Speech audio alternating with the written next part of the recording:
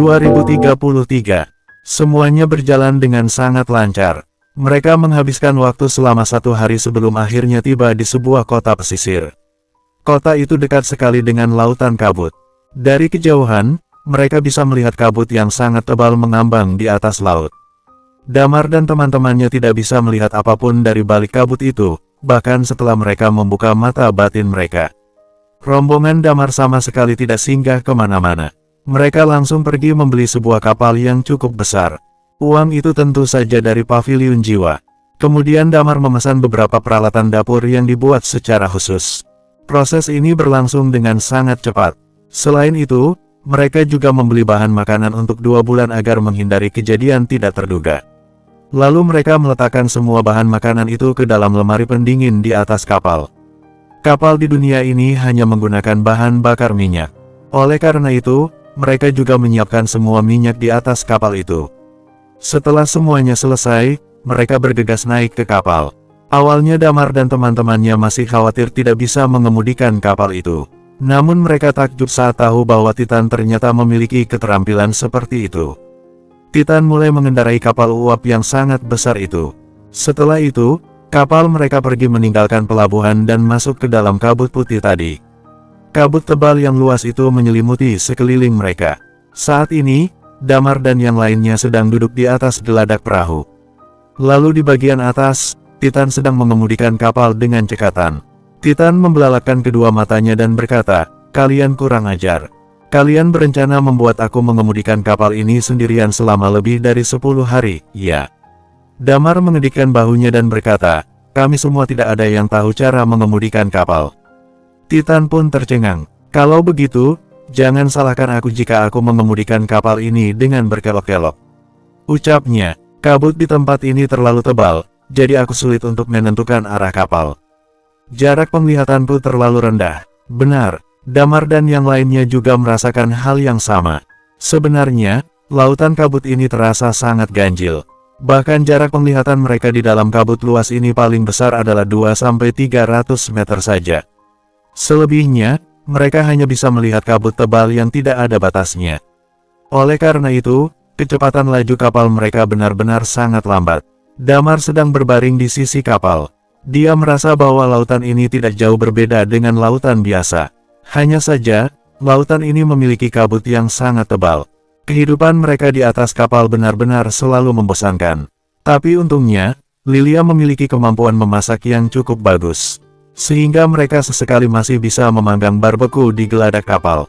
Tanpa mereka sadari, beberapa hari pun telah berlalu begitu saja. Hari ini, Damar dan rombongannya sedang memanggang barbeku di geladak kapal.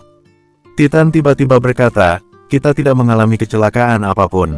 Namun berdasarkan kecepatan berlayar kapal ini, kita akan segera tiba di wilayah berbahaya pertama."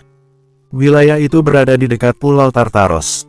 Melewati lautan kabut adalah tindakan yang sangat berbahaya. Selain itu, hal yang harus diperhatikan adalah mereka mungkin bisa tersesat di dalam kabut tebal itu. Jika itu terjadi, maka mereka tidak akan bisa keluar dari sana selamanya. Ada beberapa jalur kapal yang cukup aman ketika melewati lautan kabut ini. Namun jalur yang mereka ambil juga terdapat beberapa tempat berbahaya. Contohnya seperti Pulau Tartaros. Menurut peramal Paviliun Jiwa, Pulau Tartaros itu benar-benar sangat aneh. Pulau itu memiliki sejenis roh yang jahat. Setiap orang yang melewati tempat itu akan selalu mengeluarkan suara teriakan yang sangat kencang. Suara teriakan itu sangat kencang sampai menyakiti gendang telinga orang lain. Sehingga pilihan terbaik bagi orang-orang yang ingin melewati pulau itu adalah tetap menjaga jarak dan bergegas pergi meninggalkan tempat itu. Ekspresi wajah mereka semua mulai tampak serius. Tidak lama setelah itu, mereka benar-benar melihat bayangan pulau berwarna hitam di tengah kabut tebal itu. Kemudian pada saat itu, Titan bergegas mengubah arah laju kapal agar bisa menjauh dari pulau itu. Ula, ula, seketika sebuah suara teriakan yang parau tiba-tiba mulai terdengar. Di tengah lautan kabut yang luas ini, suara itu terdengar sangat putus asa. Seolah-olah ada seseorang yang sedang meneriakkan sesuatu dengan panik. Selain itu, suara teriakan tersebut seperti telah menyatu dengan sesuatu yang membuat telinga setiap orang sedikit sakit. Memang benar, peramal itu tidak bicara omong kosong. Tempat ini memang sedikit aneh, ucap Thalia. Ula. Semakin jauh Damar dan rombongannya pergi dari sana, suara itu semakin terdengar tergesa-gesa. Suara itu semakin keras, dan kabut di sekitar mereka seolah-olah mulai menghilang. Kita harus cepat pergi dari sini. Beberapa wanita di atas kapal itu memang sangat kuat. Namun sebagai wanita, pada dasarnya sedikit takut dengan hal ganjil seperti ini. Oleh karena itu, Thalia memperingatkan semua orang dengan tergesa-gesa. Ula. Pada saat itu, suara tersebut mulai menjadi sedikit putus asa. Suara itu terdengar sedikit kecewa dan juga ada rasa sedih yang sangat mendalam. Mengapa aku merasa? Damar mengernyitkan dahinya. Mengapa aku merasa seperti ada seseorang yang sedang menangis meminta tolong? Apakah menurutmu itu adalah sebuah suara tangisan meminta tolong? Ucap Thalia dengan cepat. Pasti ada sesuatu yang mencurigakan di sana, itu terlalu menakutkan. Ayo cepat pergi dari sini. Iman juga terdiam sejenak. Lalu dia berkata, sebenarnya, aku juga merasa bahwa suara itu seperti sedang meminta tolong. Suara itu terdengar sangat sedih. Apa lebih baik, kita pergi ke sana dan melihatnya. Rasa penasaran itu bisa membahayakan nyawa kita semua. Seru Titan dengan tergesa-gesa. Damar termenung sejenak. Kemudian dia bergegas mengaktifkan karakteristik jiwanya. Namun ada hal yang membuat dia terkejut. Dia menyadari bahwa karakteristik jiwa miliknya sama sekali tidak bisa melewati pulau itu. Sehingga dia sama sekali tidak bisa mengetahui situasi di dalam sana. Damar mengernyitkan dahinya. Bagaimana kalau aku pergi ke sana dan melihatnya? Tanya Damar dengan penuh pertimbangan. Kalian berhenti di sini saja, karakteristik jiwaku bisa menemukan sesuatu di lautan. Aku akan pergi ke sana untuk melihat situasinya. Jika ada masalah, aku akan segera kembali ke sini. Mungkin memang ada orang yang benar-benar membutuhkan pertolongan kita. Lilia mengernyit. Sekarang aku sebanding dengan dewa atas. Jadi itu seharusnya bukanlah masalah besar, ucap Damar sambil tersenyum lebar. Lilia hanya bisa mengangguk setuju setelah melihat Damar berkata seperti itu.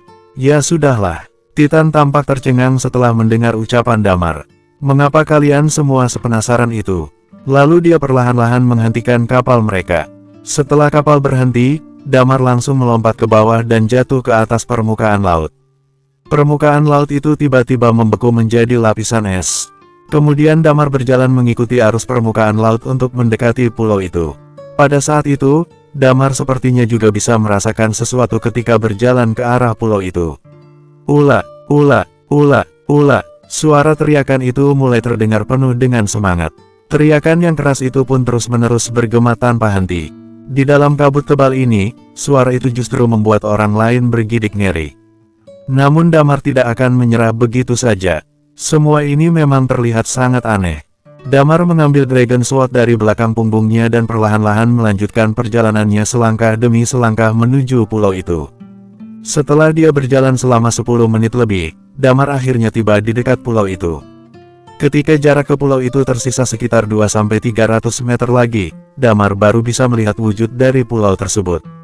Pulau itu sangat aneh. Benar-benar sangat aneh. Tumbuhan di pulau itu hampir tidak ada, seolah-olah itu adalah pulau yang dibentuk dari perpaduan tanah dan logam.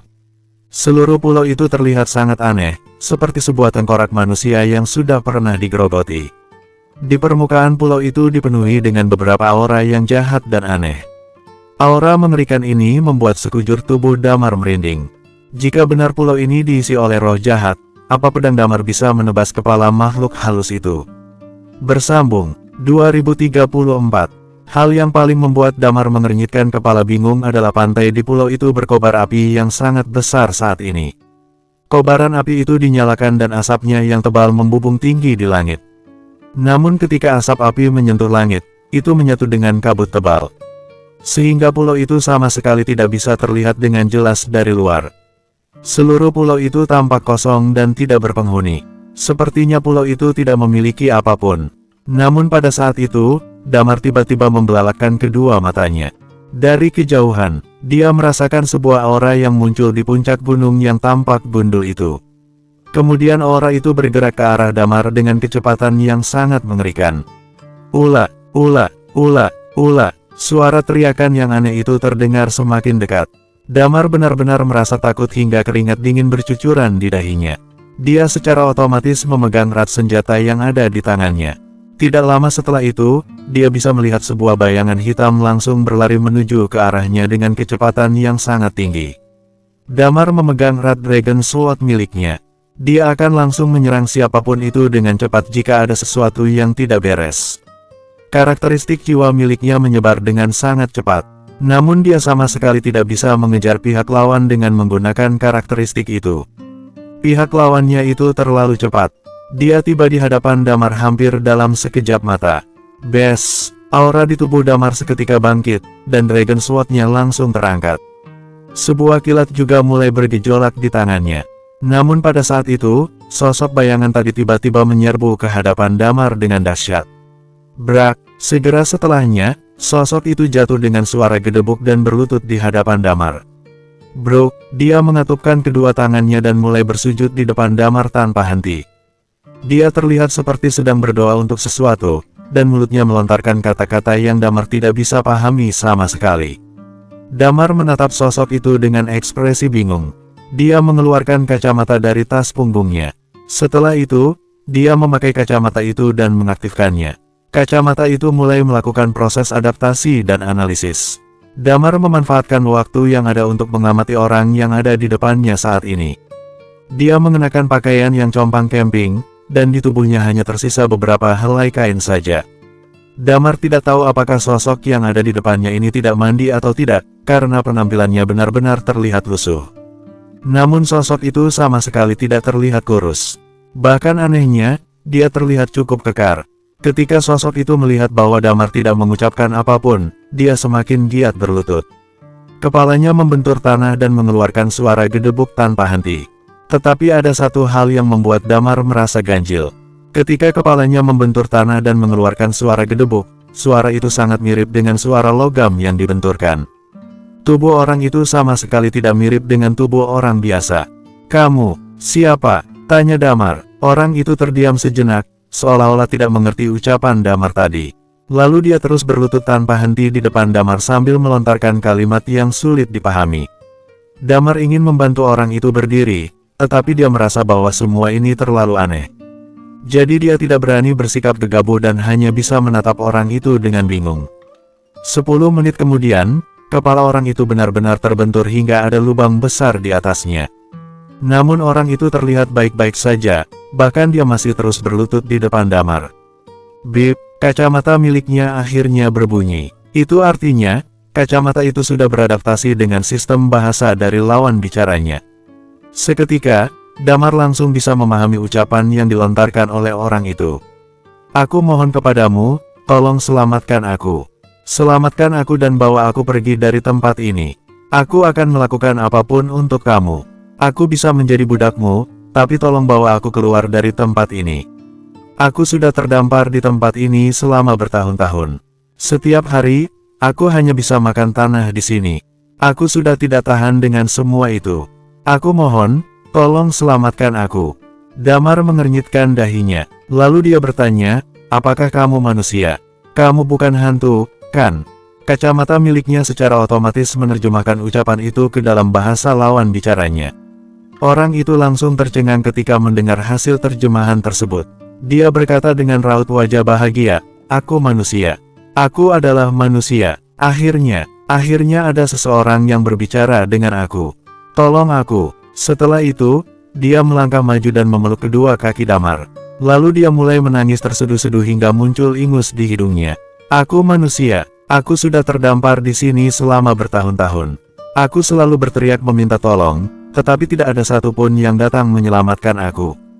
Semua kapal yang tiba akan langsung pergi menghindari tempat ini," ucapnya. "Aku juga tidak mempunyai karakteristik air ataupun karakteristik es. Aku juga tidak berani untuk berenang, dan aku juga tidak bisa membedakan arah dengan jelas. Jika aku melakukannya, aku takut akan tenggelam di dalam lautan sana pada akhirnya." Dia terus mengoceh bagaikan burung yang berkicau tanpa henti. "Aku sudah kehilangan akal terdampar di sini. Setiap harinya aku selalu berbicara. Aku takut jika aku sendirian di tempat ini, maka aku tidak bisa berbicara lagi di masa depan. Tolong bawa aku pergi dari sini. Aku bisa menjadi cucumu atau apapun yang kamu mau." Damar pun tercengang. Orang ini sama sekali tidak terlihat jahat sedikit pun, jadi Damar juga sama sekali tidak begitu khawatir. Dia mengernyitkan dahinya dan berkata, "Jangan khawatir. Kamu tidak perlu menggosok ingusmu di celanaku. Bicaralah perlahan-lahan, tidak perlu terburu-buru." Baik, baik. Selama kamu membawa aku pergi dari sini, maka aku akan melakukan apapun," seru orang itu. Lalu orang itu menelan ludahnya dan berkata, "Apakah kamu punya sesuatu untuk dimakan?" "Aku ingin makan sesuatu. Di sini tidak ada makanan apapun, jadi setiap hari aku hanya bisa makan tanah dan logam. Tempat itu awalnya adalah sebuah gunung tinggi, tetapi aku sudah memakannya hingga habis." Damar ternganga mendengar pernyataan itu. Orang itu sudah kehilangan akalnya. Tempat yang dari kejauhan terlihat tidak rata dan mirip dengan tengkorak itu adalah sebuah gunung. Lalu tempat itu dimakan habis oleh orang dengan wujud seperti ini. Orang ini, perut macam apa yang dia punya? Jadi, maksud dari suara ulat tadi sebenarnya adalah meminta tolong. Tetapi teriakan dari orang itu terdengar sangat pilu, sehingga semua orang berpikir bahwa Pulau Tartaros ini sangat berbahaya. Ditambah lagi saat mereka mendekati pulau ini, gunung itu mirip sekali dengan tengkorak manusia. Oleh karena itu, sebagian besar orang tidak berani mendekati pulau ini. Dalam jangka waktu yang cukup panjang, jalur kapal ini telah berubah menjadi suatu tempat yang harus dihindari. Ketika seseorang berada di dekat Pulau Tartaros, maka mereka harus menambah kecepatan untuk pergi dari pulau ini, sehingga tidak ada kapal yang berada di dekat sini. Hal itu membuat si orang tadi semakin putus asa dan teriakannya semakin terdengar menyedihkan. Kemudian terbentuklah sebuah lingkaran setan. Damar benar-benar tercengang setelah memikirkan semua itu. Dia menatap ke arah orang di hadapannya itu. Dia merasa sangat kasihan terhadap orang itu. Buruk sekali nasib orang itu. Damar sama sekali tidak merasa bahwa orang ini memiliki niat jahat. Jadi dia mengernyitkan dahinya dan berkata, "Aku akan membawa kamu kembali ke kapal terlebih dahulu. Kamu bisa makan dan mandi di sana." "Baiklah, aku akan ikut bersama dengan kamu." Ekspresi dari orang itu tampak sangat bahagia.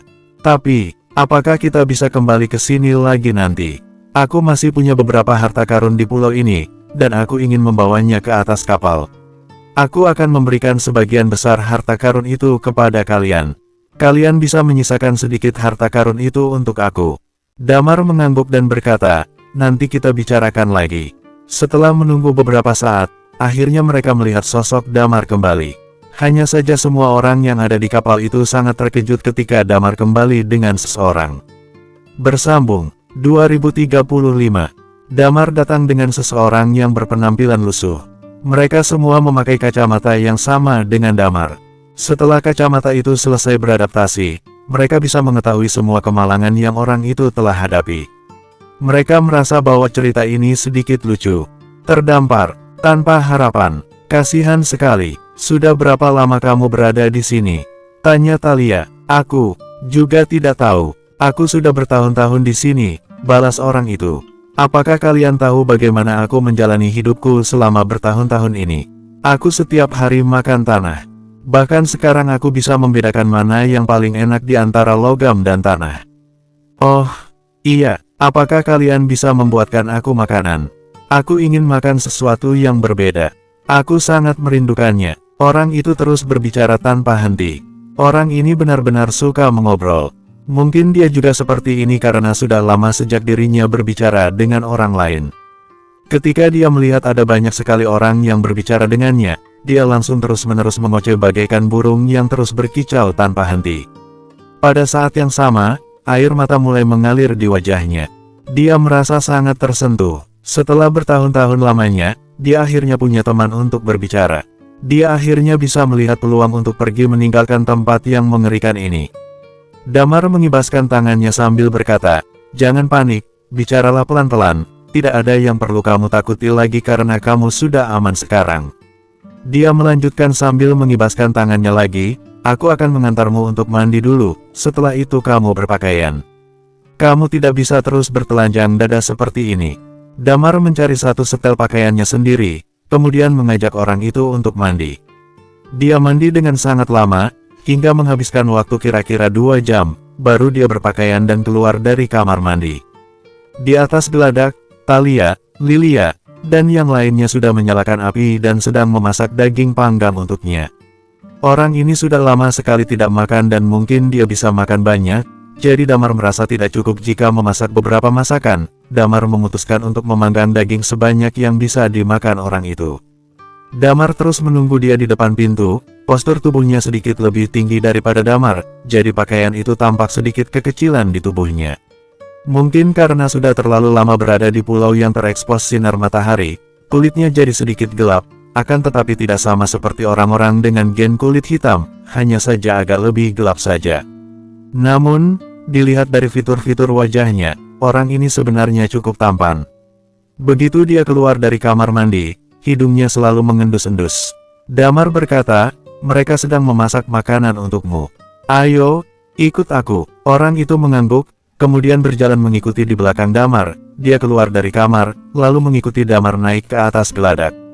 Begitu sampai di geladak, dia terus-menerus mengendus. Kedua matanya menatap ke arah daging yang ada di atas alat pemanggang. Air liurnya langsung menetes dari mulutnya. Melihat tatapan orang itu, Thalia pun tersenyum sambil berkata, "Kamu bisa memakannya." Wush! Pada saat ini, orang itu tiba-tiba melintas dan dalam sekejap mata dia sudah berada di depan alat pemanggang daging. Dia sama sekali tidak mengerti tentang peralatan makan di atas meja, lalu mengambil sepotong daging panggang. Di mata Damar dan yang lainnya terlihat ekspresi terkejut. Dia memperhatikan sepotong daging itu dengan tubuh yang sedikit gemetar, dan hidungnya terus-menerus mengendus bau daging tersebut. Pria itu bergumam, "Aku tidak tahu sudah berapa tahun aku tidak mencium bau daging. Ini benar-benar harum, apakah aku boleh memakannya?" Thalia tersenyum tipis dan berkata, "Tentu saja." Dia menelan ludah, kemudian dia membuka mulutnya dan memasukkan sepotong daging itu ke dalam mulutnya. Lalu dia menjilat jarinya dan seketika dia terdiam membeku, tidak bergerak sedikitpun. Beberapa saat kemudian, air matanya mulai mengalir turun, kemudian barulah dia mulai mengunyah pelan-pelan. "Ternyata, di dunia ini ada makanan selesat ini," gumam pria itu. Damar tercengang, dia tersenyum tipis sambil menatap pria itu dan berkata, "Makannya pelan-pelan saja, makanannya cukup kok." Benarkah? Dia mengunyah daging yang ada di dalam mulutnya, dia merasa sedikit enggan menelannya. "Tentu saja," Damar tersenyum dan melanjutkan, "Kami sudah menyiapkan banyak daging, cukup untuk kamu makan hingga kenyang." Segera setelah itu, Damar langsung menyesali kata-kata yang diucapkannya. Dia memang sudah mempersiapkan banyak makanan dari daging, tetapi pria ini benar-benar kuat makan, hingga 1 jam lamanya. Damar merasa pria itu sudah makan sekitar 10-15 kg daging. Pada saat ini, Damar sudah tidak tahan dan berdeham, lalu berkata, "Karena kamu ingin pergi bersama kami, makannya nanti lagi saja." Orang itu juga merasa sedikit tidak enak, dia menjilat jari-jarinya dan berkata, "Terima kasih atas makanannya." Pada saat ini, Damar bertanya, "Siapa namamu?" Kalau ingin membawa orang ini pergi dari tempat ini, Damar harus mengetahui identitas orang ini terlebih dahulu. Kecepatannya benar-benar sangat cepat, sampai hukum jiwa Damar tidak dapat mencapai level kecepatannya. Kelihatannya orang ini luar biasa kuat. "Namaku," dia berkata tanpa sadar. Beberapa saat kemudian, ekspresi bingung muncul di dalam matanya, lalu dia bertanya, "Nama?" "Aku lupa namaku." Dia sudah terlalu lama tinggal di tempat ini sendirian, setiap hari dia berbicara, tetapi dia lupa namanya sendiri. Damar terkejut, dia lalu merenung sejenak dan berkata, "Kalau begitu aku akan memanggilmu Anon, nanti kamu bisa memikirkannya pelan-pelan. Kalau sudah ingat, baru beritahu aku siapa namamu." "Anon," orang itu bergumam, "nama ini bagus juga. Bagaimana bisa kamu terdampar di pulau tak berpenghuni ini dengan kekuatan yang sekuat ini?" tanya Damar. "Aku," Anon bergumam, lalu melanjutkan, "aku tidak bisa melupakan kejadian itu seumur hidupku. Entah berapa tahun yang lalu, aku seharusnya merupakan pangeran di sebuah negara. Akan tetapi negaraku telah dihancurkan. Sang raja, ayahku, membawa kami kabur dan kami masuk ke dalam area laut ini. Kapal kami dihancurkan oleh pedang seseorang. Saat itu aku hanya berada di tingkat Peak Undying Flame. Ketika aku terbangun, aku sudah berada di pulau ini." Dia tersenyum getir sebelum melanjutkan, "Karakteristik yang aku miliki adalah karakteristik logam." Saat dia bercerita, dia mengangkat tangannya sendiri. Di bawah tatapan terkejut Damar dan yang lainnya, tangan pria itu mulai sedikit menggeliat dan meregang, lalu berubah menjadi sebilah pisau, dan tidak lama kemudian sekali lagi berubah menjadi pedang. Ini pertama kalinya Damar melihat karakteristik ini, dia tidak dapat menahan ekspresi terkejut yang muncul di wajahnya. Tubuhku cukup berisi, aku tidak bisa berenang, untungnya karena karakteristik ini, aku bisa memakan dan mencerna logam atau tanah, jadi aku tidak akan mati kelaparan di pulau ini, tetapi selama bertahun-tahun ini, ketika mengatakan hal ini, dia tersenyum getir sambil menggeleng, lalu melanjutkan, logam yang ada di pulau ini sangat unik, butuh waktu bertahun-tahun bagiku untuk menjadi dewa, kekuatanku pun berubah menjadi sangat kuat, tetapi aku tidak bisa pergi dari sini. Ketika mendengar kisah ini, Damar tidak dapat menahan tatapan simpati di matanya. Pria ini sangat menyedihkan, bukankah kamu bilang kalau ada sesuatu di pulau ini? Ayo, kita pindah dulu, lalu bersiap-siap untuk berangkat, ucap Damar. Anon mengangguk dan menyahut, oke, pertama-tama, kita berlabuh dulu. Damar menganggukkan kepala, lalu menyuruh Titan melabuhkan kapal ke tepian. Tempat ini dekat dengan laut, pasti ada ikannya, kan? Damar bertanya dengan bingung, bagaimana mungkin ada ikan? Pulau ini adalah pulau yang sangat aneh. Anon menjelaskan, daratan ini hampir dapat dikatakan tandus. Tumbuhan yang tumbuh di sini pun sangat aneh, rasanya sangat tidak enak, lebih sulit dimakan daripada logam. Tidak lama kemudian, kapal mereka baru saja berhenti di pulau tersebut. Para wanita tetap tinggal di kapal, sedangkan Damar, Titan, dan Iman mengikuti Anon turun ke tepi laut. Bersambung 2036. Anon berkata, walaupun pulau ini aneh, tetapi di sini ada banyak material alam. Kamu lihat bebatuan itu, semuanya sangat padat. Kalau bebatuan itu dimasukkan ke dalam pemurni senjata, senjata itu akan jadi lebih keras, tetapi kalau dimakan rasanya sangat aneh dan butuh waktu lama untuk dicerna. Damar terdiam, dia berjalan mengikuti di belakang Anon. Keempat pria itu berjalan bersama-sama. Anon sekalian memperkenalkan tempat ini kepada Damar. Di sana, batu yang sedikit kebiruan itu logam di dalamnya sangat lembut, dan batu itu juga mengandung sedikit air. Kalau ada orang yang memiliki karakteristik air dan ingin menggunakan cambuk, dan menggunakan batu itu untuk membuat cambuknya, kekuatannya akan sangat hebat. Rasa batu itu juga salah satu yang terbaik di sini. Tanah di sini semuanya sangat keras, sulit sekali untuk ditelan. Batu yang di sana sedikit lebih baik. Dia berjalan sambil memperkenalkan tempat ini kepada Damar dan yang lainnya. Damar dan dua temannya menatap pria ini dengan tatapan kasihan. Selama bertahun-tahun yang tak terhitung lamanya, entah sudah berapa tahun pria ini tinggal di sini. Mereka berbicara sambil berjalan mendekat ke gunung. Titan dan yang lainnya masih sedikit tercengang, sebenarnya bagaimana bisa pria ini memakan sebuah gunung hingga menjadi seperti ini. Ada sebuah gua di bawah gunung. Tempat ini adalah tempat berlindungku, seru Anon, kemudian melanjutkan, di dalam kabut tak berujung ini, kadang-kadang sesuatu yang sangat berbahaya akan terjadi. Biasanya, pada saat seperti itu, aku akan bersembunyi. Sesuatu yang berbahaya seperti apa? Tanya Titan dengan penasaran. Anon menatap Titan, lalu menjawab sambil menyeringai, makhluk berukuran raksasa yang ada di dalam laut akan datang ke pantai. Lalu sesekali di udara ada makhluk seperti burung raksasa yang terbang menutupi langit, auranya sangat mengerikan. Apakah mereka bisa berwujud manusia?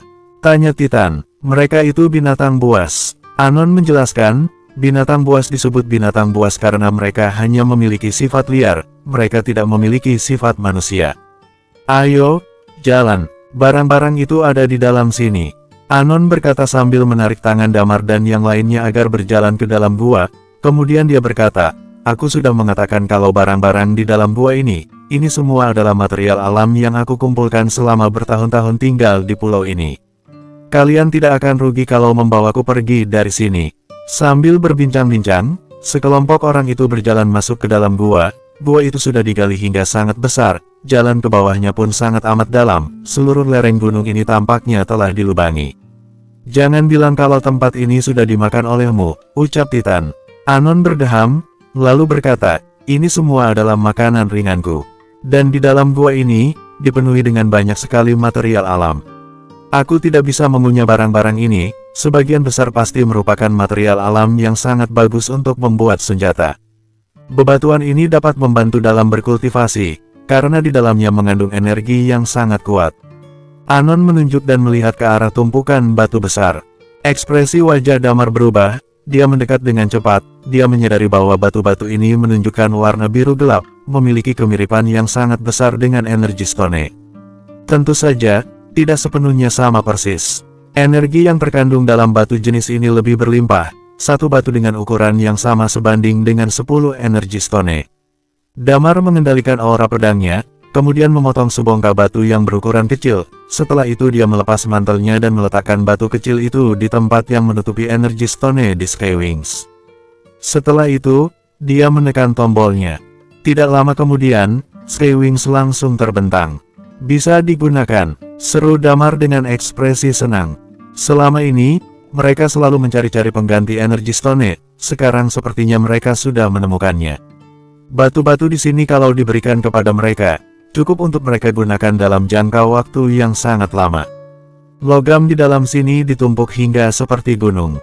Damar berkata dengan kening berkerut, aku khawatir kita tidak akan bisa membawa pergi semua ini. Kapal kita tidak akan muat menampungnya. Kita ambil sedikit dari tempat ini, lalu kita membaginya nanti. Aku jamin, tidak akan ada yang kekurangan, ucap Anon dengan cepat. Damar mengangguk. Setelah itu, mereka pun mulai membawa barang-barang itu ke kapal. Mereka tidak membawa banyak, walaupun material alam ini memang sangat langka, tetapi tidak begitu berarti bagi Damar dan yang lainnya. Mereka hanya membawa sebagian yang cukup untuk membuat lebih dari 1000 senjata ajaib.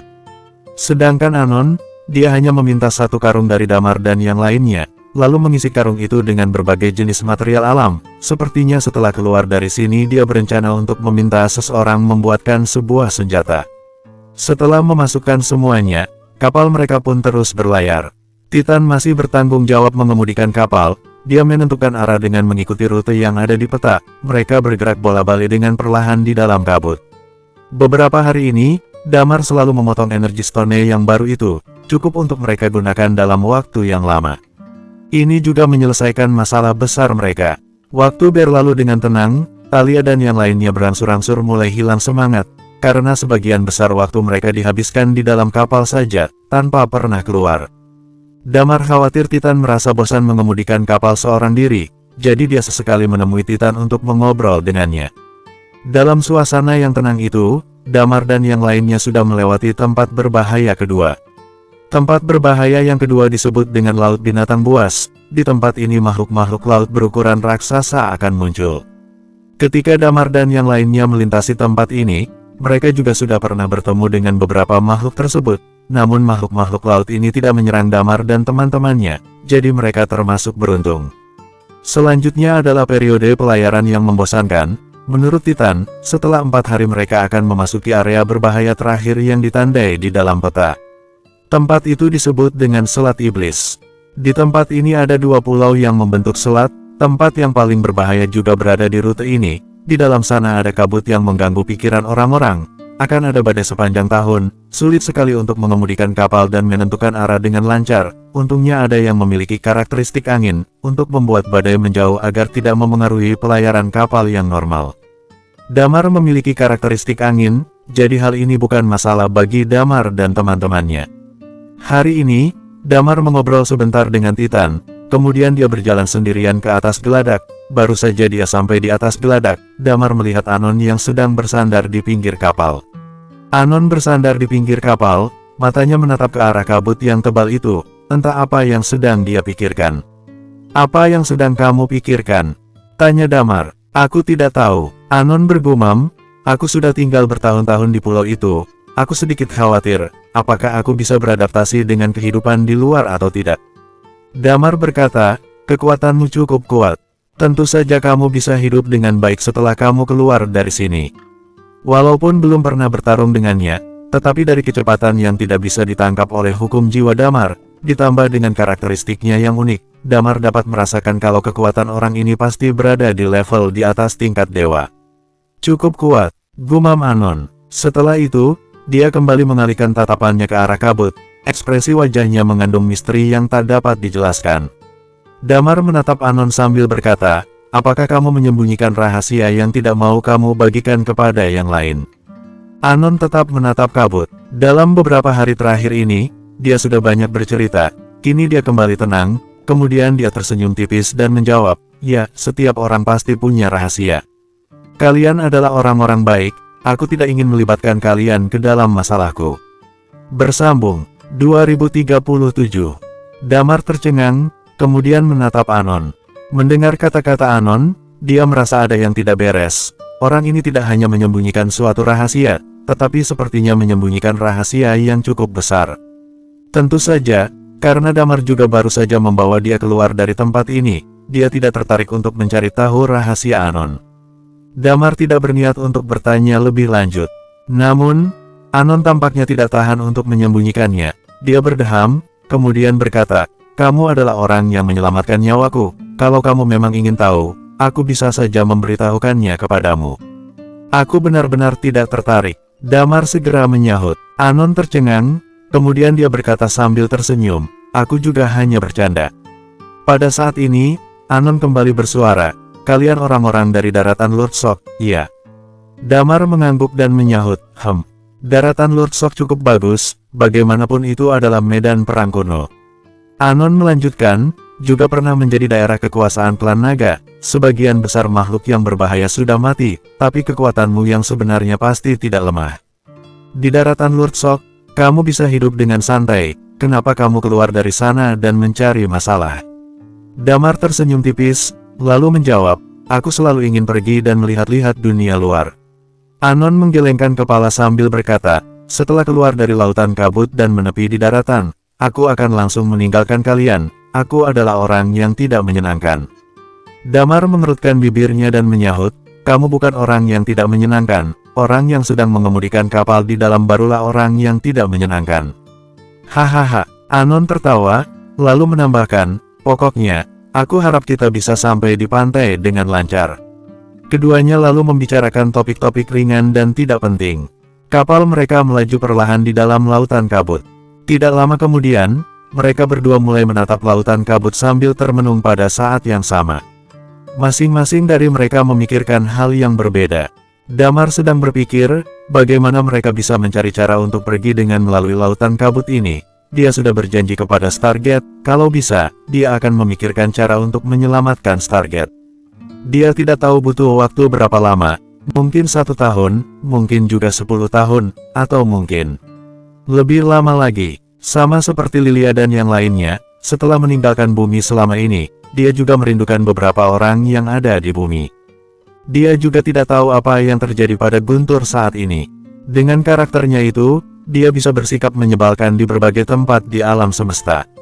Dia juga tidak tahu bagaimana keadaan Theodore sekarang di Night Watcher. Putranya ini, Damar sebenarnya selalu mengikuti pilihan putranya. Namun Theo menyukai teknik bela diri, dia ingin menjadi Night Watcher, dan Damar pun setuju. Kalau berdasarkan perhitungan waktu, dia seharusnya membentuk tim dan pergi ke Eternal Planet untuk mencari pengalaman. Entah apakah dia aman atau tidak. Night Watcher sangat aman di Eternal Planet, tetapi pengalaman selalu disertai dengan bahaya. Kalau masih ada Damar, dia akan melindungi putranya secara diam-diam. Bagaimanapun juga, itu adalah putranya sendiri. Dia merindukan bumi dan ingin kembali ke sana. Dia ingin menatap langit di malam hari, langit berbintang yang cerah dan bulan yang bersinar terang.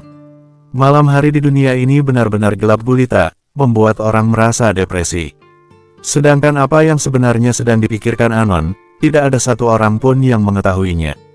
Tepat 5 hari setelah Damar dan yang lainnya meninggalkan Pulau Tartaros dan area sekitarnya, sebuah kapal perlahan-lahan menepi. Kalau ada Damar, dia bisa mengenali sosok yang berdiri di atas kapal itu, pemuda yang berpakaian serba putih dan memegang kipas lipat di tangannya. Kalau ada Damar, dia dapat mengenali orang ini pada pandangan pertama, orang itu adalah Bisu. "Kak Riven, aku datang untuk menemuimu." Suaranya bergema. Dia berdiri di tepi pantai sambil berteriak, namun tanpa menginjakkan kaki di pulau itu. Tapi di pulau, tidak ada seorang pun yang menjawab panggilannya. "Kak Riven." Tepat pada saat ini, dia berteriak sekali lagi. Setelah beberapa saat berlalu, tetap tidak ada yang menjawab. Wuss! Tepat pada saat ini, dua sosok perlahan-lahan melompat dari langit. Ya, melompat. Di belakang punggung mereka ada sepasang sayap. Kalau ada Damar, dia akan menyadari bahwa sayap di belakang punggung mereka memiliki kemiripan yang sangat besar dengan Skywings zaman purba.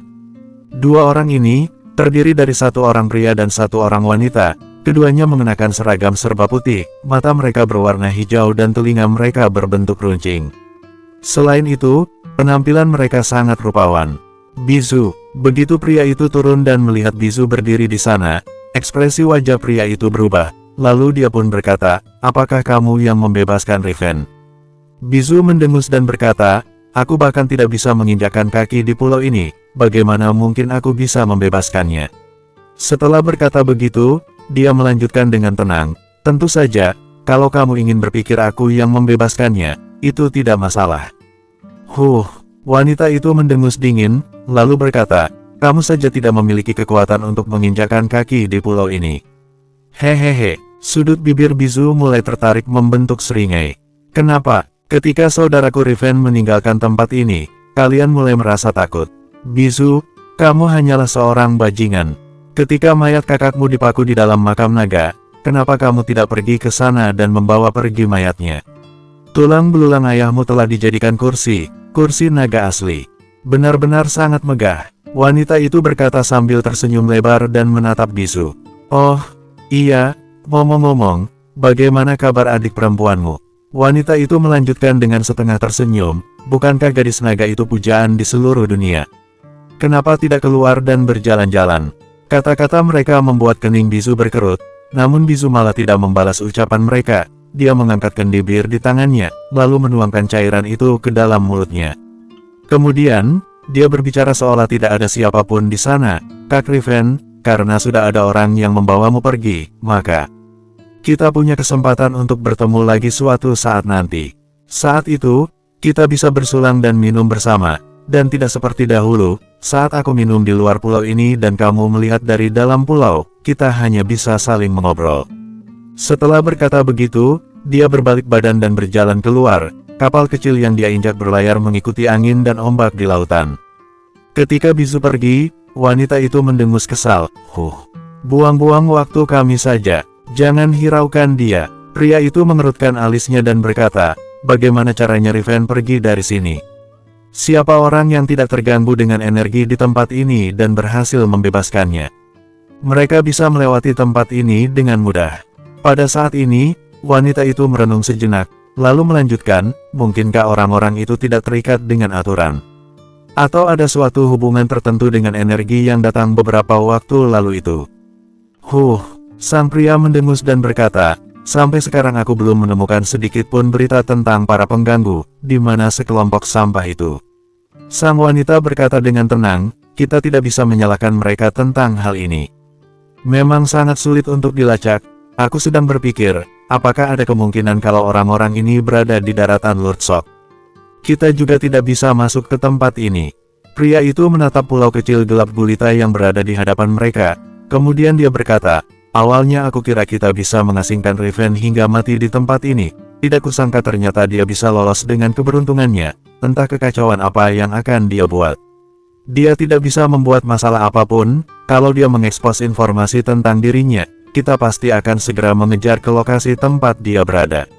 Pria tersebut melanjutkan sambil tersenyum dingin, "Kamu pergilah ke negara Blaze. Ada masalah di sana."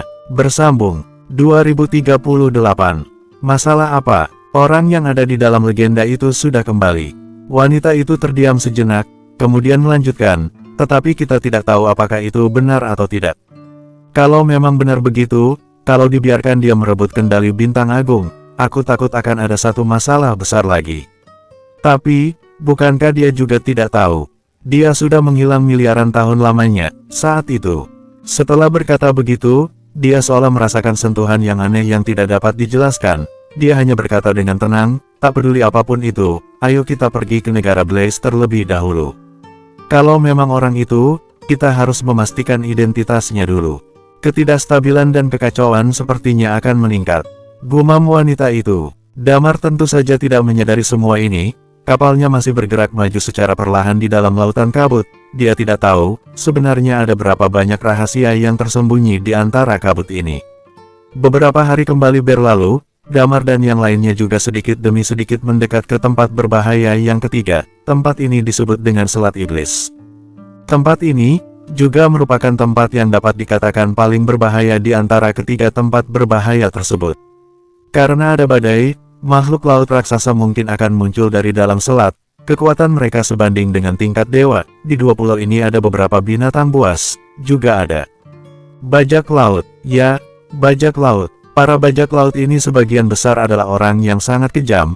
Mereka bersembunyi di pulau ini dan membuat dua pulau ini menjadi surga bagi iblis. Tentu saja, tidak ada entitas tertinggi di antara orang-orang ini. Kalau tidak, mereka tidak akan berada di tempat ini. Orang-orang itu sangat pintar. Pada umumnya mereka tidak akan menyerang kapal yang terlalu kuat. Ketika melewati tempat ini, Damar dan yang lainnya harus berinisiatif menunjukkan kekuatan mereka, juga menunjukkan otot-otot mereka, semua itu untuk menakuti makhluk yang ada di sana. Kita hampir sampai. Hari ini, setelah makan siang di atas geladak, suara Titan yang bergema di telinga mereka berkata, sebentar lagi kita sampai di Selat Iblis. Pupil mata Damar sedikit menyusut, menatap ke arah kabut di lautan. Sesuai dugaan, ada dua pulau yang samar-samar muncul di dalam kabut tebal ini. Titan mengendalikan kapal ke arah depan, lalu tanpa sadar, perlahan-lahan angin mulai berhembus di sekeliling mereka. Seiring dengan kapal mereka yang terus bergerak, angin pun semakin lama semakin kencang. Karakteristik angin di tubuh Damar mengalir dan membungkus seluruh kapal, menghalau angin kencang tersebut dan memungkinkan kapal bergerak secara otomatis. Semakin jauh mereka pergi, Damar merasa angin ini semakin kencang. Ketika mereka memasuki ngarai yang sudah sebanding dengan tingkat dewa, Damar menyadari, dari daratan Lord Sok sampai ke dunia luar, pasti ada beberapa rute lain yang cukup aman, tanpa melalui jalan Damar dan yang lainnya ini. Tetapi mereka hanya mengetahui satu jalan ini saja. Aura Damar meningkat dengan cepat, lalu tidak lama kemudian, kekuatan tekanannya sudah sebanding dengan dewa atas, kekuatan itu menyebar keluar dari tubuh Damar. Saat ini, mereka sudah mulai masuk ke dalam ngarai. Jarak antara dua pulau ini sangat dekat, karena sepanjang tahun ada angin kencang yang terus berhembus di dalam ngarai. Kekuatan angin ini sangat besar, sehingga tidak ada kabut di dalam sini, dan mereka dapat melihat keseluruhan dua pulau ini dengan sangat jelas. Di puncak, kabut bergulung-gulung, jika dilihat sekilas, awan dan kabut itu benar-benar indah. Mata Damar sedikit menyipit ketika kapal mereka masuk ke sana. Dia melihat ada beberapa orang di kedua sisi pantai, ada yang sedang mengasah pisau, ada juga yang sibuk melakukan hal lain, tetapi mata mereka selalu tertuju ke arah Damar dan yang lainnya di sini. Tampak kekejian di dalam tatapan mata orang-orang itu, sepertinya mereka semua adalah orang jahat. Ada orang yang saling mengobrol, ada juga yang langsung pergi begitu melihat kedatangan Damar dan yang lainnya, seolah ingin memberitahu temannya yang lain. Namun, ada satu kesamaan, yaitu ketika mereka melihat aura di tubuh Damar, mereka terdiam tak bergerak, tetapi banyak orang yang mengikuti kapal mereka, seolah-olah sedang mencari kesempatan untuk menyerang. Talia berkata sambil mengerutkan kening, menyebalkan. Apakah aku harus membunuh satu di antara mereka sebagai peringatan bagi yang lain? Orang-orang ini bergerak mengikuti kapal mereka, dan sepertinya mereka bisa menyerang Damar kapan saja, ini memang cukup menyebalkan. Tempat ini memang terasa sangat aneh, angin bertiup kencang di atas permukaan air ngarai, tetapi di pulau, justru seperti tidak terpengaruh sama sekali. Anon berdiri di kejauhan dengan kedua tangan di belakang punggung, dia menatap ke kedua sisi pantai dengan penuh minat, dilihat dari ekspresinya, tampaknya dia ingin berbicara dengan seseorang. Dia sudah terlalu banyak bicara selama ini, Damar dan yang lainnya. Menatapnya yang sudah mulai berjalan untuk bersembunyi. Dia benar-benar butuh untuk berbicara dengan seseorang, dia sudah terlalu lama menahannya, ada banyak hal yang belum dia katakan. Tentu saja, sorot matanya lagi-lagi tertuju pada Damar, tampak ekspresi terkejut di dalam matanya, seolah tidak menyangka kalau aura Damar akan sekuat ini. Damar tidak banyak bertanya tentang kekuatan Anon. Sama halnya dengan beberapa rahasia yang dia miliki, Damar juga tidak memberitahu Anon, setiap orang memiliki sesuatu yang dia simpan sendiri, ini merupakan kesepakatan yang tanpa dikatakan sudah disepakati oleh mereka. Mendengar kata-kata Talia, Damar menyahut dengan santai, kita hanya melintasi tempat ini. Kalau mereka tidak menyerang, kita tidak perlu memedulikan mereka. Kita hanya akan membunuh orang yang menyerang. Wendy ikut menyahut dengan tenang. Damar mengangguk sambil menyahut, setuju. Kapal mereka bergerak perlahan, dan orang-orang yang berkumpul di kedua sisi pantai mulai bertambah banyak. Namun, begitu merasakan aura Damar, sebagian besar orang tidak berani menyerang, Tetapi sepertinya mereka tidak mau membiarkan Damar dan yang lainnya pergi dengan aman, jadi sekelompok besar orang mengikuti kapal Damar. Dari kata-kata yang mereka ucapkan, bahasa yang mereka gunakan sedikit mirip dengan bahasa yang digunakan Anon. Sepertinya, bahasa umum di dunia luar adalah bahasa yang digunakan oleh Anon. Damar dan yang lainnya dapat dikatakan telah menguasainya. Thalia dan yang lainnya melihat orang-orang itu hanya mengikuti, tanpa mencoba menyerang, jadi mereka tidak lagi memedulikannya. Bahkan Anon sudah mulai memanggang daging di kapal. Ekspresi wajah Damar tampak sangat tenang. Namun, dia merasa ada satu masalah. Bahasa yang digunakan Anon memang merupakan bahasa dunia luar. Orang-orang dari daratan Lurdsok tidak akan mengerti, tetapi orang dari dunia luar semuanya mengerti. Selama bertahun-tahun ini, jangan-jangan tidak ada orang dari dunia luar yang melewati rute ini. Semua yang lewat hanya orang-orang dari daratan Lurdsok. Atau mungkin, orang dari dunia luar yang masuk ke daratan Lurdsok tidak lewat dari rute ini. Kemudian sekelompok orang ini, setelah melihat dia dan yang lainnya, mereka sadar kalau mereka tidak bisa menghadapi Damar, tapi mengapa mereka tetap mengikuti? Kenapa masih mencari kesempatan? Damar agak tidak paham. Rute yang diberikan wanita tua itu kepadanya tidak mungkin salah. Setelah berpikir cukup lama, Damar tetap tidak mengerti kenapa. Akan tetapi, kapal masih terus bergerak maju dan Damar menatap ke sekeliling dengan waspada. Anon masih terus memanggang daging di tempatnya. Ini bukan pekerjaan yang memerlukan teknik. Dia juga sudah memperhatikan selama beberapa hari ini, dan sekarang dia sudah jago memanggang, namun dia masih belum begitu paham tentang bagaimana membuat bumbu. Wangi daging yang harum menyebar. Kapal terus bergerak. Setelah beberapa saat, kapal telah melewati tikungan. Baru saja mereka lewat, pupil mata Damar sedikit menyusut. Di ngarai di depan mereka, ngarai sepanjang 2 km dari dipenuhi dengan kapal, benar-benar menghalangi kapal Damar dan teman-temannya. Ketika melihat pemandangan ini, pupil mata Damar seketika menyusut. Bersambung. 2039. Ketika Titan mengemudikan kapal untuk melaju ke depan, dia menyadari kalau kapal-kapal ini tidak berniat membiarkan mereka lewat. Kapal-kapal itu benar-benar memblokir jalan di depan. Ketika jarak antara kedua pihak sudah sekitar 100 meter, perlahan-lahan Titan menghentikan kapal. Damar berjalan ke busur kapal, karakteristik angin masih melonjak di tubuhnya, menghalangi angin di sekitarnya. Ada ratusan kapal yang menghalangi jalan untuk kapal mereka, di antaranya ada 4-5 aura karakteristik angin yang meningkat. Kekuatan orang-orang ini sepertinya juga merupakan tingkat dewa, mereka bisa mengisolasi angin kencang ini sepenuhnya. Pulau Iblis. Mata Damar sedikit menyipit. Mereka semua yang ada di sini adalah para penjahat keji yang diburu atau diasingkan. Ekspresi Damar terlihat sangat tenang, lalu dia berkata dengan kencang, "Semuanya, tolong beri jalan, biarkan aku lewat." Hahaha. Tepat pada saat ini, puluhan orang berjalan keluar dari satu kapal yang ada di tengah. Aura mereka semua menunjukkan kekuatan tingkat dewa. Orang-orang di barisan paling depan semuanya mengeluarkan aura dewa tengah. Anon memakan daging panggangnya sambil menyaksikan semua ini dengan penuh minat. Totalnya ada 5 orang yang melangkah maju, 4 pria dan 1 wanita. Bentuk tubuh wanita itu sangat seksi, dia juga memiliki wajah yang luar biasa cantik. Seorang pemimpinnya berjalan keluar, dia tertawa sambil membawa golok besar di bahunya. Walaupun kekuatannya setingkat dewa tengah, namun penampilannya tampak seperti bandit. Tidak masalah kalau kalian mau lewat di sini. Pria itu tertawa kencang, kemudian melanjutkan, tapi kalian baru bisa lewat setelah menyerahkan sesuatu kepada kami. Mata Damar mulai sedikit menyipit, lalu dia berkata, "Kalian ingin aku menyerahkan apa? Misalnya wanita-wanita cantik itu? Lalu biarkan kami melihat-lihat ke kapal kalian untuk melihat apa yang kalian miliki." Pria berotot itu tersenyum lebar sambil melanjutkan, "Aku tahu kekuatanmu cukup kuat. Awalnya aku tidak berniat untuk menyerang kalian, tetapi pulau ini bukan tempat untuk buang sampah. Selama bertahun-tahun hanya kapal kalian yang lewat sini, jadi jangan harap kami akan membiarkan kalian lewat dengan mudah. 2 pulau kami sudah bersatu, kalau kalian tidak memberikan sesuatu kepada kami, kalian tidak bisa lewat," ucap pria berotot itu sambil menyeringai.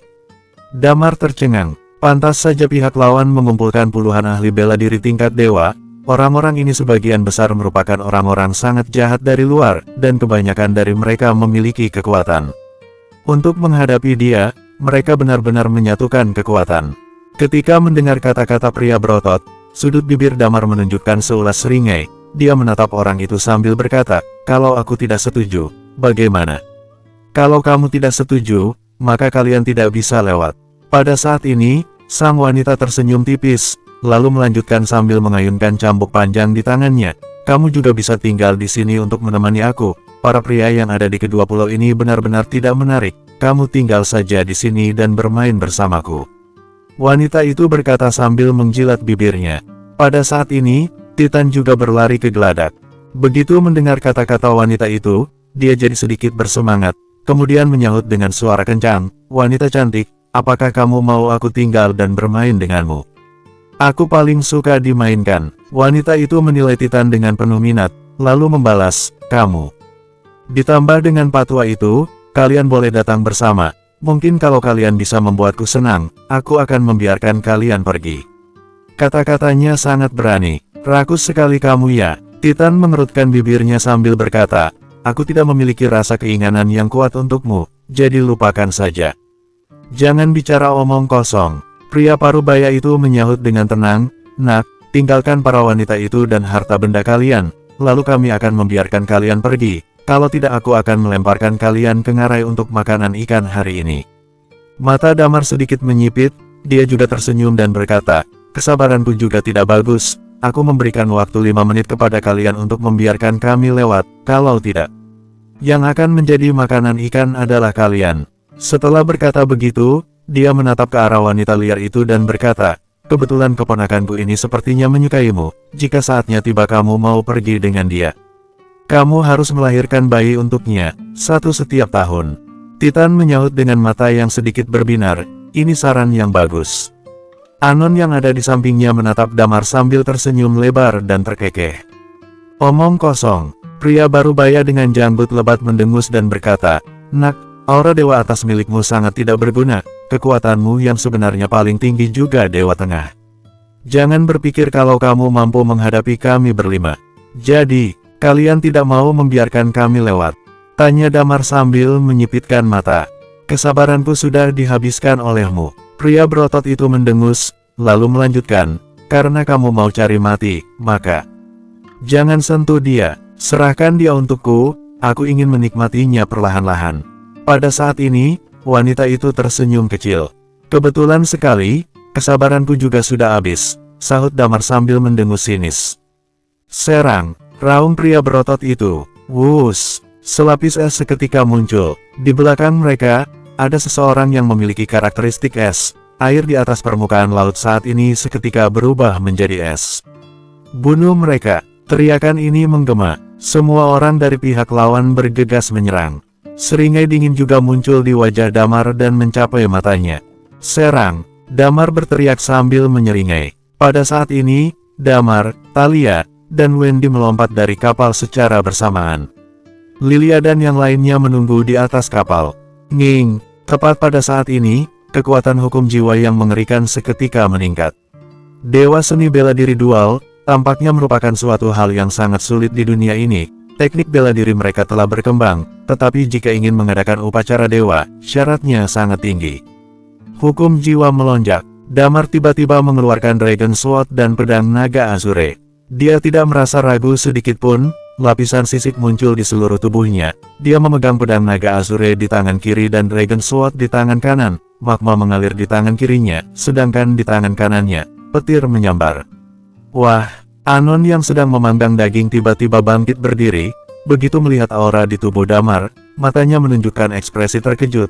Kemudian dia bergumam, "Pantas saja aku merasakan sebuah perasaan yang tidak asing. Ternyata dia memiliki tubuh tulang naga." Reinkarnasi, api Phoenix. Keterkejutan melonjak di matanya. Anon terpukau dengan kekuatan menakjubkan milik Wendy dan Thalia. Lilia mendengar gumamannya, lalu bertanya, "Apa yang kamu katakan?" Anon menjawab, "Bukan apa-apa. Aku tidak menyangka kalian ternyata jauh lebih kuat dari yang aku bayangkan." 3 orang melawan puluhan orang. Damar sama sekali tidak merasa takut. Hukum jiwa menyelimuti sekelilingnya. Aura pembunuh di tubuhnya meningkat. Tampaknya semua lawannya saat ini benar-benar terganggu. Bunuh. Ci pedang yang tak terbatas mulai melonjak di tubuh Damar, dan langsung menyelimuti semua orang. Tulang naga, tulang Phoenix, dan reinkarnasi. Bagaimana mungkin mereka memiliki 3 jenis karakteristik unik? Pria berotot itu memucat ketakutan. Tepat pada saat ini, Damar sudah menerjang maju ke hadapannya. Dragon Sword langsung menebas ke arahnya. Pria berotot mendengus dan berkata, "Ternyata karakteristik tulang naga, pantas saja kamu berani bertindak kurang ajar seperti ini, tapi bagaimana bisa?" Ketika mengatakannya, seluruh tubuhnya terlihat mulai gelisah. Pedang di tangannya seolah ingin membelah dunia, aura yang luar biasa kuat menyebar dalam sekejap. Terang, kedua pedang tersebut beradu. Namun saat ini, sisik di tubuh Damar perlahan-lahan mengalami sedikit perubahan. Sisiknya berubah menjadi warna ungu, lalu di detik berikutnya, hukum kilat dan hukum kehancuran melonjak. Dalam sekejap mata, karakteristik penguat juga ikut diaktifkan. Kekuatan yang mengerikan membuat permukaan es seketika retak dan terbelah. Kamu, aku, semua orang fana. Saat ini, Wendy jatuh ke dalam kerumunan orang, kekuatan reinkarnasi melonjak. Kemudian dia berkolaborasi dengan hukum jiwa dan dao pembunuh Damar membuat lawan yang berjumlah puluhan orang sama sekali tidak bisa melawan kekuatan hukum kedua orang itu, kecuali beberapa orang Dewa Tengah. Sedangkan sisanya, aura di tubuh mereka sedikit demi sedikit menghilang.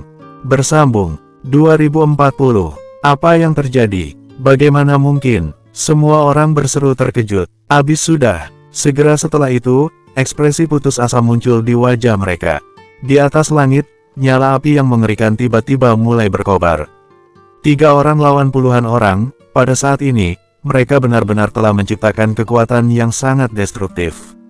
Tidak ada yang menduga hal ini akan terjadi. Karakteristik unik, memang merupakan karakteristik yang membuat orang putus asa.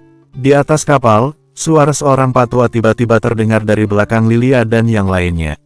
Lilia, Yani, dan yang lainnya terkejut. Anon mengerutkan kening, lalu mengalihkan pandangannya, tampak sedikit perasaan tertarik di matanya. "Siapa kamu?" tanya Lilia. Rambut Pak Tua ini sudah mulai memutih, dia mengenakan jubah panjang berwarna abu-abu di tubuhnya. Dia kelihatan seperti orang biasa, matanya tampak dalam, dia hanya berdiri di sana selayaknya orang biasa. Dia tersenyum tipis, lalu menatap Anon yang sedang duduk sambil memanggang daging. Kemudian dia berkata, "Daging panggangmu ini sangat harum, apakah aku boleh makan beberapa potong?" "Tentu saja, tidak." Anon menyeringai, lalu menjawab sambil tersenyum ringan. Pak Tua itu tidak marah, kemudian dia tiba-tiba menerjang ke arah Damar dan yang lainnya. Api Thalia yang tak dapat habis itu, pada saat ini seolah diserap oleh suatu benda. Selain itu, kekuatan hukum Damar juga seolah menghilang begitu saja. Dalam hati, Damar merasa sedikit terkejut. Seberapa besar kekuatan ini sampai bisa melakukan hal seperti ini? Dia tahu, ini adalah hukum kekosongan. Tetapi, hukum kekosongan ini sangat kuat, benar-benar membuat dia merasa takut. Ini tingkat dewa atas yang sebenarnya. Di bawah, para bandit yang berasal dari Pulau Iblis menunjukkan perasaan takut di mata mereka. Kalau orang ini tidak ikut campur, kemungkinan besar mereka akan mati. 3 orang dengan karakteristik unik ini saja langsung dapat meluluhlantakkan mereka. Mereka memandang ke arah kapal Damar, kemudian secara bersamaan membungkuk hormat ke arah sana sambil berseru, "Paman Gafri." Kemudian, barulah Damar menoleh, dia melihat ke atas geladak. Saat ini ada seorang patua berjubah abu-abu yang sedang berdiri di sana, rambut dan alisnya sudah memutih, pupil matanya yang gelap seolah tampak sedalam angkasa. Dia kelihatannya seperti orang biasa, tetapi dia mampu memberikan perasaan berbahaya kepada orang-orang. Patua itu tidak menatap Damar dan yang lainnya, melainkan menatap ke arah Anon, lalu berkata dengan suara yang tenang, "Berikanlah sesuatu kepada kami. Kami, orang-orang di sini, menjalani hidup dengan sulit. Aku tidak akan memberikan sedikit pun hartaku kepada kalian." Anon mendongak, lalu menatap patua tersebut sambil melanjutkan, "Lagi pula, kalian yang lebih dulu menyerang, kalian yang berbuat salah lebih dulu. Saudaraku ini menyukai wanita itu. Di kapal kami ini juga kurang 1 orang untuk membawakan teh dan air, boleh kirim wanita itu ke kapal kami. Kemudian kami akan membiarkan masalah ini selesai sampai di sini. Kalau tidak," dia tidak mengatakan apapun lagi. Tetapi, patua itu sepertinya sedikit marah karena kata-kata Anon, kemarahan melintas di matanya. Anon juga tidak berbicara lagi, dia hanya memasukkan daging yang sudah matang ke dalam mulutnya perlahan-lahan, lalu mengunyahnya dengan hati-hati, menikmati rasa daging panggang itu. Setelah beberapa saat dia kembali berkata sambil mengerutkan kening, "Ini enak, tapi tidak seenak daging panggang yang dimasak oleh Lilia." Pak tua itu menatap Anon. Setelah beberapa saat, dia menarik napas dalam-dalam, kemudian melompat turun dari atas kapal seraya berkata, "Anris, kamu ikutlah dengan mereka." Ekspresi wajah wanita itu berubah begitu mendengar kata-kata ini. "Paman Gafri, paman. Kalau tidak mau mati, menurut saja." Paman Gafri menarik napas dalam dan melanjutkan, "Dengan begini, kamu bisa meninggalkan pulau ini dan kembali hidup di daratan." Yang lainnya juga ikut tercengang, termasuk Damar. Damar dapat merasakan kalau Pak tua ini sangat kuat. Ini adalah teknik bela diri milik Dewa Atas. Kekuatan teknik bela dirinya sangat mengerikan, namun tidak jelas apakah dia sudah pernah melaksanakan upacara dewa atau belum. Akan tetapi, Damar yakin, dia tidak akan bisa menang menghadapi Pak tua ini walaupun dia menggunakan seluruh kekuatannya. Namun, Pak tua ini ternyata memilih untuk berkompromi sesuai dengan kata-kata Anon. Tentu saja, Damar juga tahu kalau Anon sangat kejam, dan kecepatan tangannya itu tidak bisa ditangkap dengan kekuatan jiwa miliknya, jadi dia cukup paham mengapa Pak tua itu mematuhi Anon. Ekspresi wajah wanita itu tampak bimbang untuk sesaat. Setelah beberapa saat, dia kembali tersenyum tipis. Lalu tubuhnya melayang dan dia turun di sebelah Titan dengan satu tangan mengangkat dagu Titan sambil berkata, "Aku bisa ikut pulang dengan kalian, tetapi kalau sudah sampai di darat, kamu harus melindungi dirimu dan keluargamu ini baik-baik dariku." Dia menghela napas dengan malas. Titan juga bukan pria baik-baik, dia terkekeh, lalu melingkarkan tangannya di pinggang wanita itu sambil menyahut, "Tidak masalah." Kening Damar mulai berkerut, kemudian dia berkata kepada Thalia dan yang lainnya, "Ayo, kita pulang." Mereka bertiga kembali ke atas kapal. Lapisan es di bawah berangsur-angsur mencair, air di ngarai mulai kembali mengalir, kapal-kapal yang menghalangi di kejauhan juga mulai menyebar ke dua sisi dengan cepat. Orang-orang ini terlihat ketakutan. Barusan kalau bukan karena campur tangan Pak tua itu, sebagian besar dari mereka mungkin akan mati di sana. Sebenarnya, sebelum mereka menyerang, mereka sudah lama sekali memikirkannya, hingga akhirnya memutuskan untuk menyerang. Bagaimanapun juga, bagi mereka, jarang sekali ada kapal yang lewat di jalur ini, hanya saja mereka tidak menyangka kalau lawan mereka akan sangat sulit untuk dikalahkan. Begitu Damar kembali ke atas kapal, Paman Gafri turun dari atas kapal, tapi yang membuat Damar heran, di belakang punggungnya ada sepasang sayap yang sedikit mengepak. Sayap ini sedikit mirip dengan Skywings, tetapi jelas tidak secanggih Skywings, teknologinya terasa jauh lebih buruk. Pupil mata Damar sedikit menyusut, dunia ini mungkin memiliki banyak hal yang tidak dia ketahui. Pak tua itu menatap Damar dan yang lainnya dalam-dalam, kemudian perlahan-lahan terbang menjauh dari sana. Titan kembali ke kursi pengemudi, dan kapal pun mulai melaju perlahan. Damar masih mengaktifkan karakteristik anginnya. Setelah ini, orang-orang yang tadi menghalangi jalan mereka sudah tidak berani mengikuti dan menyerang mereka. Di atas kapal, wanita yang bernama Anris itu, raut wajahnya tampak tidak enak dilihat. Karena, Anon sungguh-sungguh menyuruh Anris membawakan teh dan air. Ini membuat Damar sedikit tercengang. Dia adalah ahli bela diri tingkat Dewa Tengah, tapi benar-benar disuruh untuk membawakan teh dan air. Raut wajah Anris sedikit tidak enak dilihat, tetapi dia tidak berani membantah Anon. Bagaimanapun juga ini adalah orang yang ditakuti oleh Paman Gafri. Anon ternyata sangat kuat, tetapi Damar tidak mau banyak bertanya padanya. Setelah bertemu dan mengenal Anon, Damar tahu kalau ada beberapa pendekar sakti di dunia ini. Anon juga tidak banyak memberikan penjelasan, rute selanjutnya adalah jalan tanpa hambatan. Beberapa jam kemudian, mereka berhasil melewati ngarai dengan lancar. Begitu mereka keluar dari ngarai, intensitas angin kencang itu pun jelas menjadi semakin rendah.